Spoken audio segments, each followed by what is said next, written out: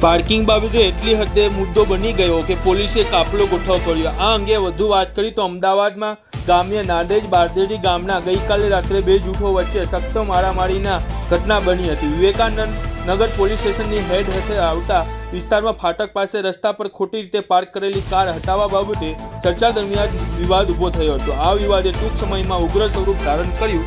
ગામના સરપંચ મહેન્દ્રસિંહ વાઘેલા અને મુન્નાભાઈ ભરવાડ વચ્ચે શરૂ થયેલી ટીકા ટિપ્પણી જૂથ અથડામણમાં ફેરવાઈ ગઈ હતી। ટોળાએ મળીને રસ્તા પર ઉભેલા વાહનોને તોડફોડ કરી અને કાર, બાઇક, જેસીબી, અન્ય રિક્ષા, ડમ્પર અને આઈસર સહિતના અનેક વાહનોને નુકસાન પહોંચાડવામાં આવ્યું હતું।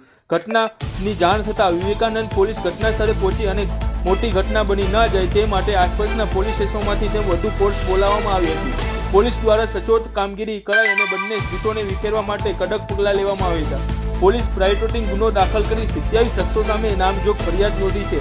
હાલમાં શાંતિપૂર્ણ માહોલ જળવાઈ રહ્યો છે। વધુ અંગે વાત કરવામાં આવે તો ઘટનાના પગલે કેટલાક ગામજનો ઘરમાં તાળા મારીને સુરક્ષિત સ્થળે પહોંચી ગયા હતા। જોકે પોલીસના કહેવા મુજબ હાલ સ્થિતિ સંપૂર્ણપણે કાબૂમાં છે। આ પ્રકારની અશાંતિ ન ફેલાય તે માટે તમામ જરૂરી પગલાં લેવામાં આવ્યા હતા। વિશેષ કહી શકાય તો આ મારામારીમાં અંગે ઉગ્ર સ્વરૂપ ધારણ કરતા પોલીસે કાયદેસરની કાર્યવાહી હાથ ધરી અને વિવેકાનંદ પોલીસે ઝડપ અને સંયમ સાથે સ્થિતિ સંભાળીને પ્રશંસનીય કામગીરી છે તેમજ સંયમપૂર્ણ કામગીરીના કારણે મોટા તોફાન ટાળવા માટે સફળતા મળી હતી।